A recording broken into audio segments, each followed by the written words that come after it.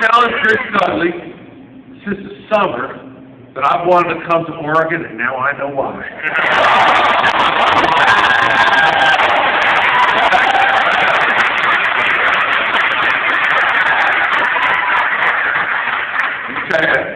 I feel the excitement. I feel the energy. We felt it when we got off the plane last night. And I am here today because I'm from New Jersey, and we're a blue state. We got 700,000 more Democrats than Republicans. Wow. We hadn't elected a statewide candidate in New Jersey since 1997. We haven't elected a Republican United States Senator since 1972. My opponent in last year's race, the incumbent governor, spent over $30 million of his own money and outspent me 3-1. And everybody in that last weekend was saying to me, you know, Chris, good race, you're close, you try hard. And you know, here in Oregon, we have a similar history. And so the reason I got on that airplane with Haley Barbour and I came all the way here to Oregon was to let you see a living, breathing example of what you're going to see on November 9th.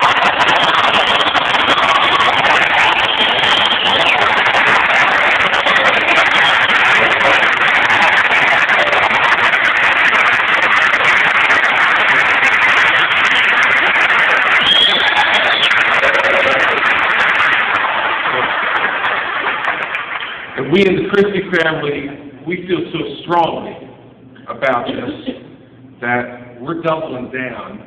We didn't just send me. We sent my daughter Sarah here as well.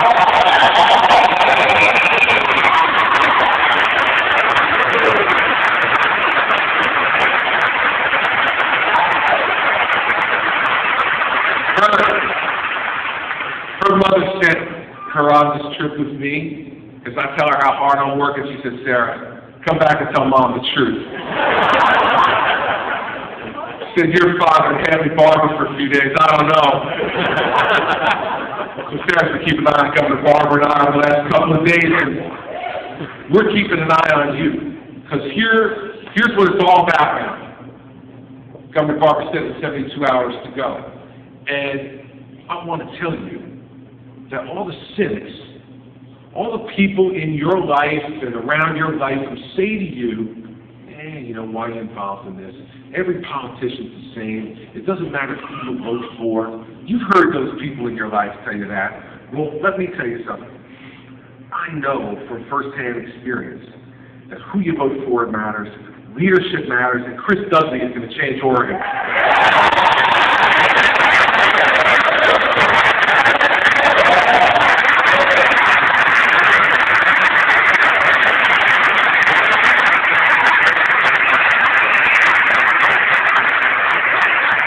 And I've talked to Chris a number of times since the summer because I want to give him, I know he's going to win, and I want to give him a preview of what he's in store for.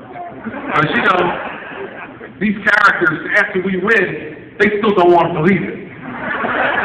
And then you head to the state capitol and they think, well, everybody who heads to the state capitol drinks the same water, and they all become one of us. And so when we get elected, on a mandate like I got elected on last year in New Jersey, and like Chris will get elected on in 3 days. You don't change.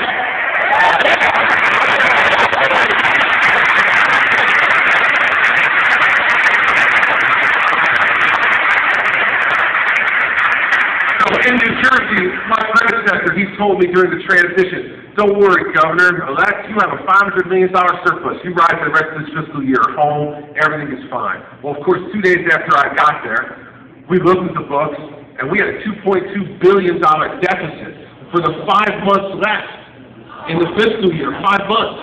In the legislature, they were wringing their hands, saying, oh, this is great.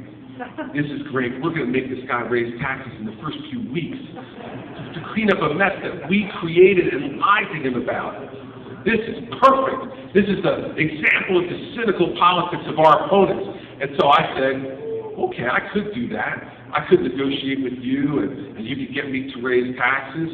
That's what you think I'm going to do. But see, what I did instead was I just said, I'm going to impound $2.2 billion of spending from all these programs you like by executive order.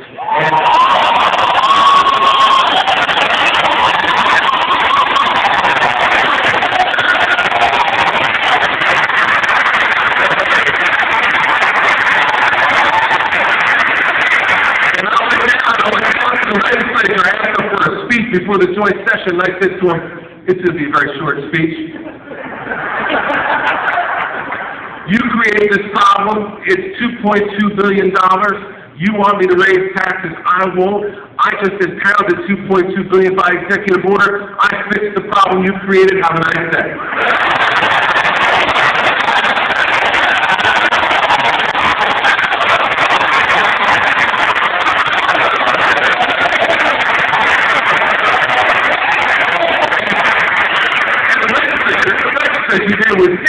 They were busy. And the press came down to the floor first, and they said, this is illegal. He can't do. What did he just do? This is not. We've never seen anything like this before. And they started calling me names. They called me Julius Caesar and Napoleon Bonaparte. All those great leaders in the past that I admire.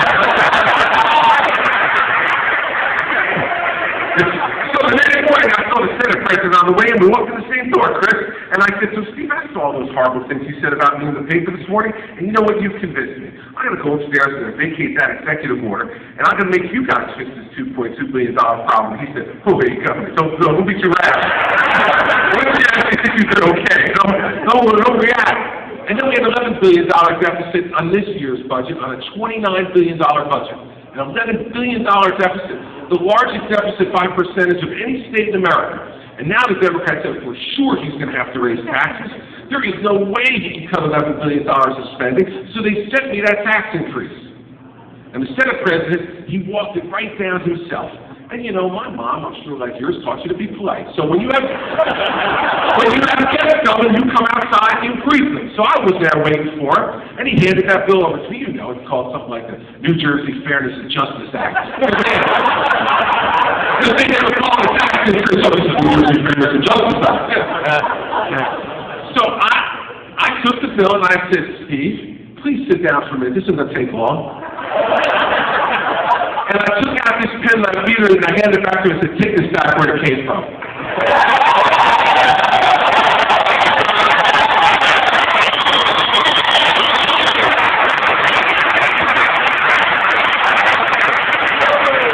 And we didn't raise taxes or fees on the people of the state of New Jersey for the first time in 8 years.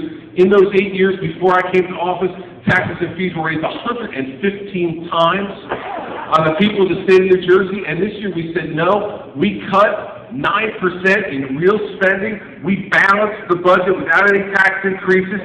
When they tell you Chris Dudley can't do it, they say, go to New Jersey. That's the way to go.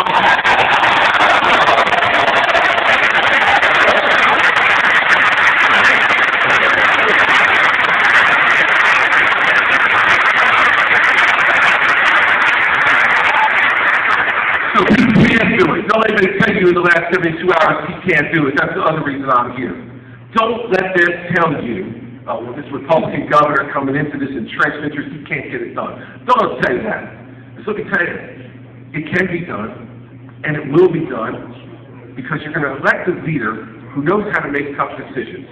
You're going to elect a leader who has got his eyes firmly fixed on his vision for the future of Oregon. You have a leader who's going to say to himself, listen, I've had a lot of success in my life, and here's the thing about that.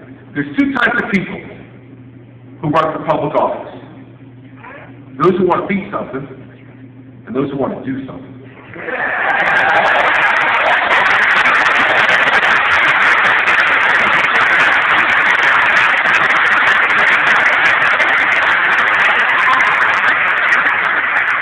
Now, I can assure you, Chris Dudley did not run for the shop because he wants to be something. Okay? This man's already been some very significant things. First and foremost, a son, and a husband, and a father.